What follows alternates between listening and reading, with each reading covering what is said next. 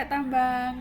Perkenalkan, kami kelompok 4 MBKM Mandiri di PT Pertamina Sutra Perkasa yang beranggotakan Eko Budi Prasetyo dengan NIM 2219109025, Goyatul Khairiyah 221910901030, Anastasia Siska Dwi Margareta dengan NIM 221910901031, Ananda Ferdiansyah dengan NIM 221910901037, dan Citra Sasi Winasis dengan NIM 221910901044.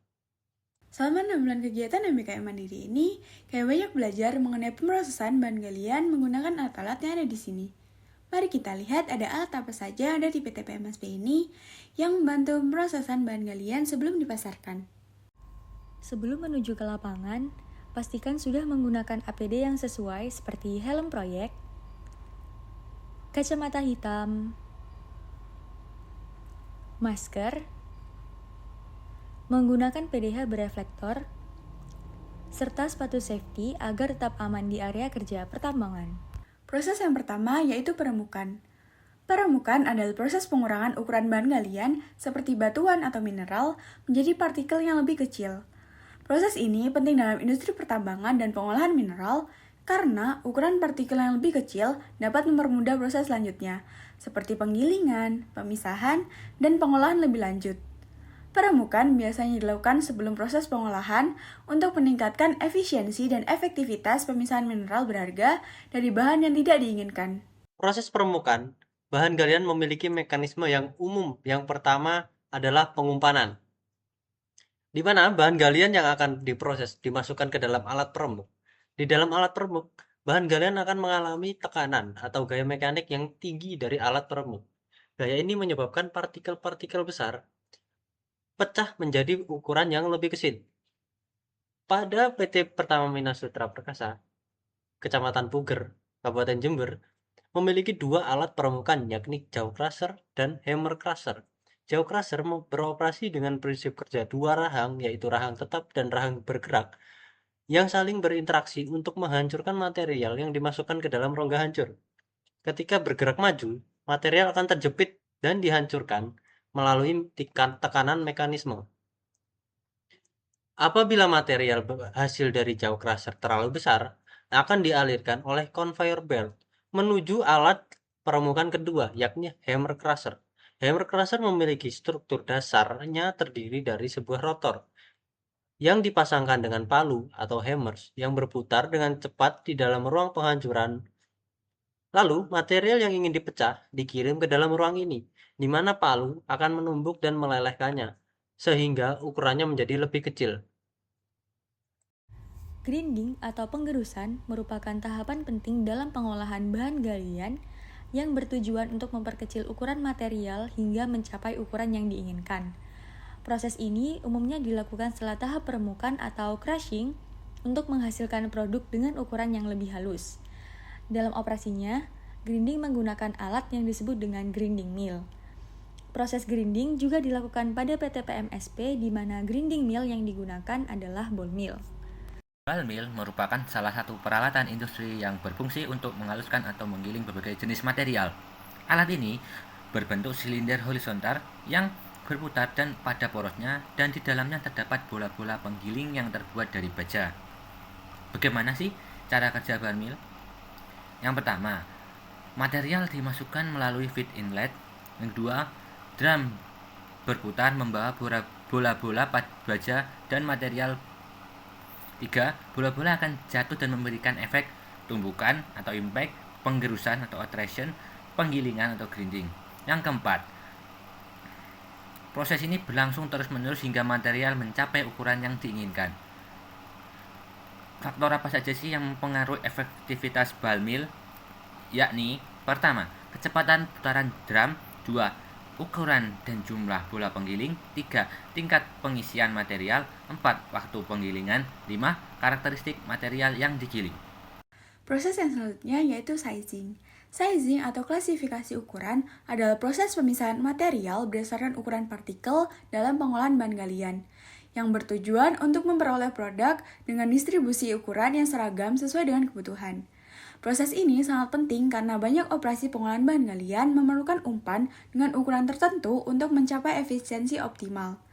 Sizing dapat dilakukan dengan berbagai metode, baik secara kering maupun basah, menggunakan peralatan seperti ayakan atau screen, classifier mekanik, maupun classifier hidrolik.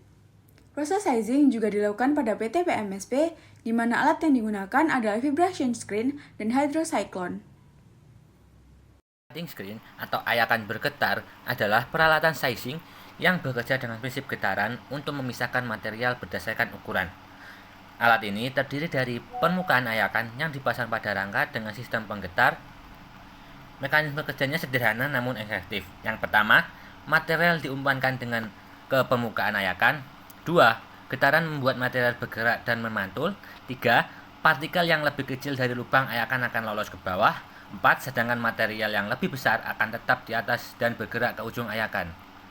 Beralih ke hydrocyclone, sebuah alat klasifikasi yang memanfaatkan gaya sentrifugal untuk memisahkan partikel dalam media cair. Bentuknya yang khas terdiri dari bagian silindris dan kerucut. Proses pemisahan dalam hydrocyclone terjadi melalui 1. Slurry dipompa masuk secara tangensial melalui inlet. 2. Gerakan melingkar menciptakan dua pusaran, yakni pusaran luar yang bergerak ke bawah dan pusaran dalam yang bergerak ke atas. 3. Partikel kasar terlempar ke dinding dan turun ke bawah. 4. Partikel halus terbawa pusaran dalam ke atas. Kedua alat ini memiliki karakteristik penggunaan yang berbeda.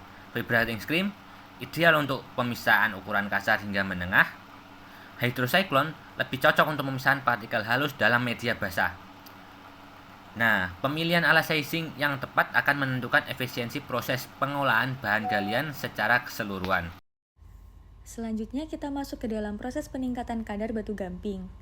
Peningkatan kadar batu gamping bertujuan untuk meningkatkan kemurnian kandungan kalsium karbonat atau CaCO3 dalam batu tersebut dan menghilangkan unsur pengotor seperti magnesium, silika, dan juga besi.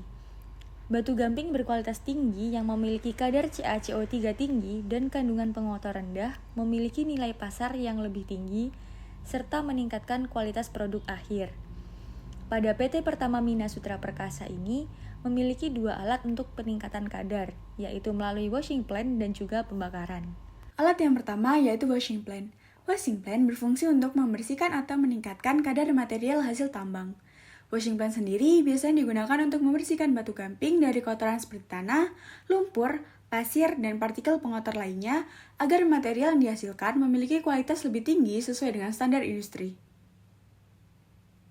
Mekanisme dari washing plant ini dimulai dengan memasukkan batu gamping ke dalam feeder atau pengumpan sesuai dengan banyak batu gamping yang akan diproses oleh mesin. Batu gamping yang sudah masuk ke dalam pengumpan ini akan dipindahkan ke drum washer dengan menggunakan conveyor belt. Di dalam drum washer ini, batu gamping akan dialiri air sehingga zat pengotor yang ada di batu gamping akan terpisah. Batu gamping yang telah dicuci akan dipindahkan menggunakan conveyor belt ke satu tempat. Pada bagian bawah drum washer ini ada alat yang bernama screening unit yang akan menyaring air dengan zat pengotor. Zat pengotor ini akan dipindahkan menggunakan conveyor belt, sedangkan air yang sudah terkontaminasi oleh kapur akan dikumpulkan ke dalam kolam pengendapan. Proses pembakaran batu gamping atau kalsinasi adalah langkah penting dalam produksi kapur atau kalsium oksida dari batu gamping atau kalsium karbonat. Berikut adalah tahapan umum dalam proses ini. Tujuan dari pembakaran batu gamping atau kalsinasi adalah untuk mengubah kalsium karbonat CaCO3 yang terkandung dalam batu gamping menjadi kalsium oksida CaO atau kapur, serta mengurangi kadar air yang ada pada kapur sesuai dengan keinginan konsumen melalui proses pemanasan pada suhu yang tinggi. Untuk mekanisme dari alat pembakar dimulai dengan memasukkan material yang sudah dibersihkan dari zat pengotor dan dikeringkan pada area terbuka. Kapur yang sudah dikeringkan akan dimasukkan ke dalam tungku pembakaran dengan menggunakan loader sebelum kapur akan dibakar. Setelah kapur dibakar, kapur akan dipindahkan ke satu tempat menggunakan conveyor belt dan dinginkan di area yang terbuka. Sekian informasi yang dapat kami sampaikan. Terima kasih dan sampai jumpa.